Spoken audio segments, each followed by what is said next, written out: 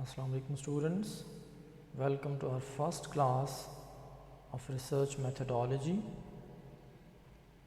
In today's lecture, I'll be introducing you to a few basic concepts of research.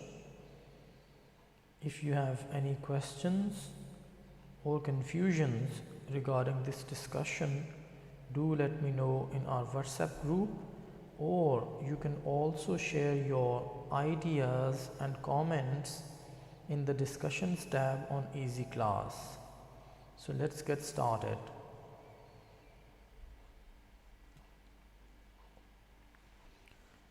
Now these are the topics which I plan to cover in this course, beginning with introduction to research, and then how to choose and refine a research topic, how to conduct background research and find research papers relevant to your research questions, how to choose a methodology and different research methods, so on and so forth. So basically, this course offers you an opportunity to familiarize yourself with basic research skills, so that when the time to conduct research comes, you should be equipped with the desirable and required tools and skills to do it successfully and effectively. So in today's discussion, I'm going to talk about brief introduction to research, the difference between method and methodology, and in the third place, we'll be talking in detail about different types of research. What is research? Research is search for in-depth knowledge on a particular topic.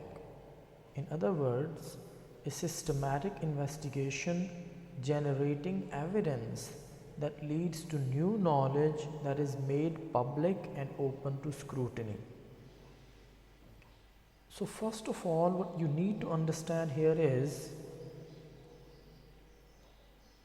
and it is somehow related to the next point I've mentioned on this slide, research and human instinct of inquisitiveness. Inquisitiveness means curiosity, our desire to know about things. See,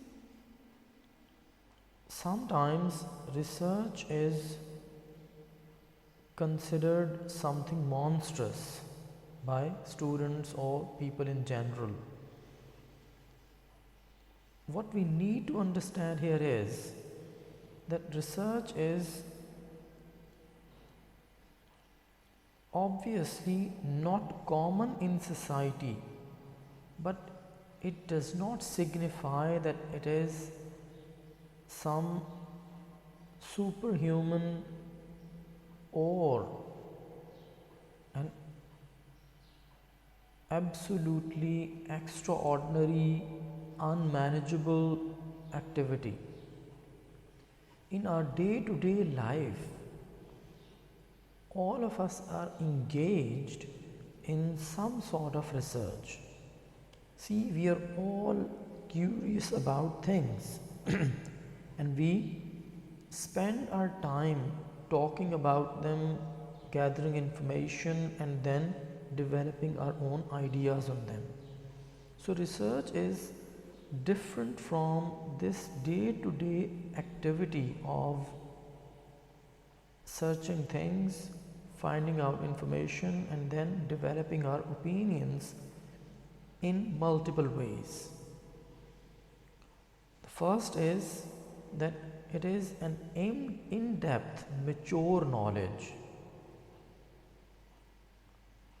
the kind of conversation we engage ourselves in on daily basis is superficial. It is not profound. We do not seek depth of knowledge, but in research what you need to achieve is profound and in-depth knowledge of a particular topic, so that you may be able to produce knowledge that will be available for the other people, and it should be liable, it should be of this nature that it can be analyzed to measure its validity and depth, its force and strength by other people. That is why open to scrutiny. It can be examined by other people. So it should not be based on your own assumptions, which other people cannot examine and somehow find themselves comfortable with. So this basic human instinct of curiosity is part and parcel of research. In other words, we can say that research is actually an organized extension of the basic human instinct of inquisitiveness. So that somehow makes you realize that research is quite a human activity happening in our lives regularly every single day. But it's different only because it seeks organized, in-depth knowledge of a subject instead of superficially talking about things and basing your argument on assumptions or your own ideas which do not have solid grounds. If we start to look at the word itself carefully, research, it is actually in one way to be pronounced as research. See, it means we explore, we go through, we study the already available body of knowledge. So what is already available is studied by the researcher, and on the basis of his own analysis he actually adds to it. And what actually justifies your research? See, everything you say or everything you write is not research. Your research product, your research project has to have certain qualities in order to qualify for